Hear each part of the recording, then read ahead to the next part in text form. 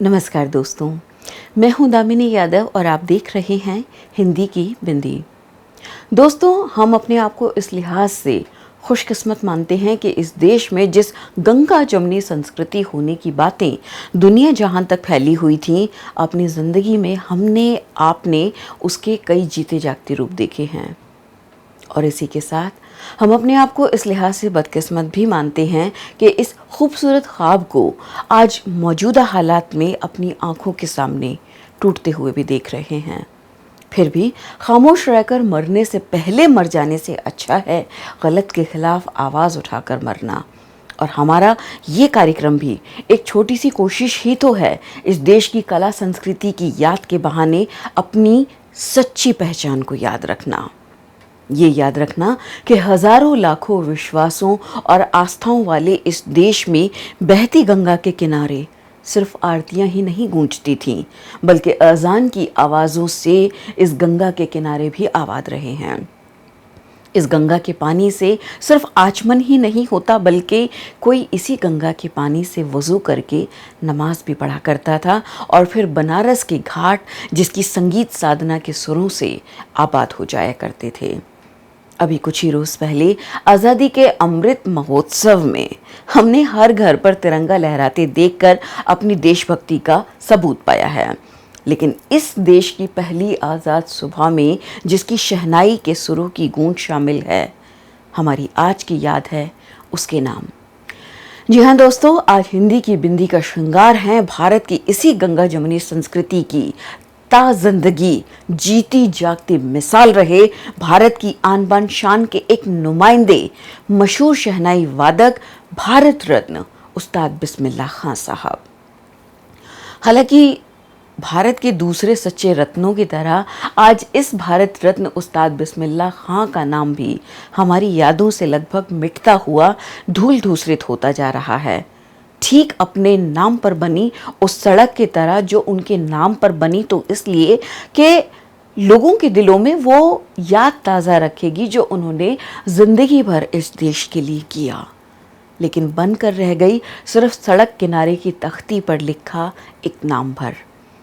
क्या कभी हम ये समझ पाएंगे कि उस्ताद बिस्मिल्लाह खां इस देश के लिए क्या थे? शायद नहीं, क्योंकि हमें अपने रत्नों की कद्र करना नहीं आता, बल्कि सच कहें तो हमें रत्नों की पहचान ही नहीं है। अगर सादगी से दिख जाए तो हम हीरे को भी कांच समझ लेते हैं, लेकिन दुनिया में कई लोग और देश ऐसे थे जो उस्ताद बिस्मिल्लाह खां के हुनर की कीमत जानते थे, इसीलिए अपने देशों में उनके लिए पलक पावड़े बिछाए रहते थे और चाहते थे कि उस्ताद जी उनके मुल्क में ही जाकर बस जाएं। लेकिन उस्ताद बिस्मिल्लाह खां गंगा के किनारों को छोड़कर किसी समृद्धि के समंदर में डूबने के लिए कभी कहीं नहीं गए।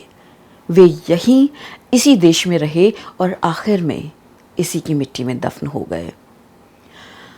वैसे दफन तो वे मरने के बाद हुए, लेकिन मरने के लिए हमने उन्हें बहुत पहले ही छोड़ दिया था। वही रवैया जो इस देश की प्रतिभाओं के साथ अपनाया जाता रहा है, उस्ताद बिस्मिल्लाह खां के साथ भी वही उपेक्षापूर्ण रवैया अपनाया गया था। हम लोग कैसे भुला सकते हैं कि किस तरह अपने अंतिम दिनों में आर्थिक तंगी झेल रहे उस्ताद बिस्मिल्लाह खां साहब मदद की गुहार देश से भी लगाते रहे थे और समाज से भी। मगर क्या हुआ उनके साथ? कितने लोग आए उनकी मदद को आगे, और आते भी क्यों?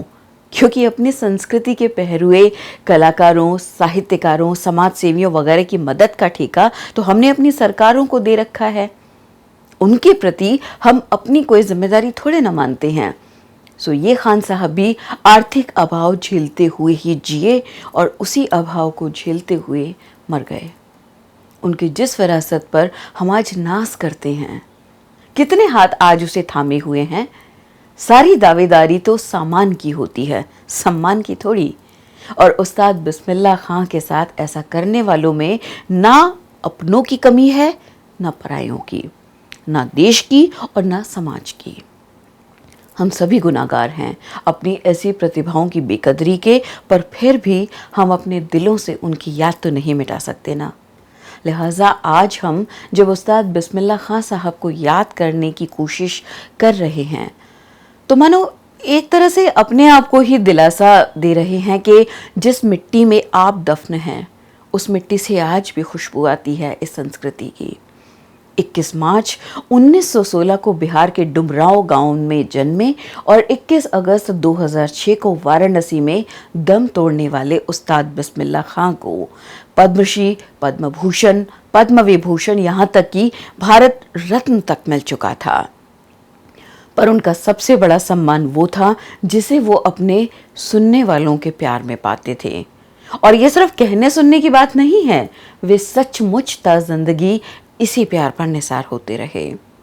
उनकी लगभग 5 पीढ़ियां शहनाई से जुड़ी हुई थीं। लेकिन जब बिस्मिल्लाह खां साहब ने शहनाई पर सुर फूंके तो उसे आला दर्जे की पहचान दिलाई, जिसका गवाह बनारस का विश्वनाथ मंदिर आज भी है। सुरों की सरहदें नहीं होती, इसीलिए पूरी दुनिया में शहनाई के पर्याय के रूप में उस्ताद बिस्मिल्लाह खां साहब का नाम जाना जाता है।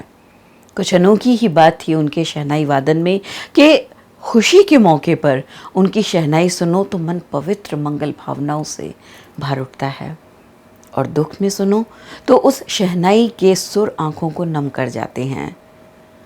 बताया जाता है कि जिस तरह से इस देश की आज़ादी की पूर्व संध्या पर आज़ाद फिजाओं में उनकी शहनाई के सुर गूंजे थे, अपने अंतिम दिनों में वे इंडिया गेट पर शहनाई बजाने की ख्वाहिश रखते थे। लेकिन सबकी सभी इच्छाएं कहाँ पूरी होती हैं। उस्ताद बिस्मिल्लाह खां भी अपने कई अधूरी हसरतों के साथ ये हसरत भी अधूरी रखते हुए दफन हो गए अपनी शहनाई के साथ ही। वे हमेशा कहते थे कि सिर्फ संगीत ही है जो इस देश की विरासत और तहजीब को जोड़े रखने की ताकत रखता है। आज हम उन्हें याद करते हुए कह रहे हैं कि आपकी शहनाई की तरह ही अब इस देश की सच्ची तहजीब और विरासतें भी दफन होती जा रही हैं। शायद अब किसी को इनकी ज़रूरत नहीं रही। अपने गौरवशाली इतिहास को मिटाकर नई कलम से नया इतिहास वे लोग लिखने की कोशिश कर रहे हैं जिनमें इतिहास बनाने की न कभी क्षमता थी न है। द वायर पर हिंदी की बिंदी में उस्ताद बिस्मिल्लाह खां साहब की याद को हमारा सलाम।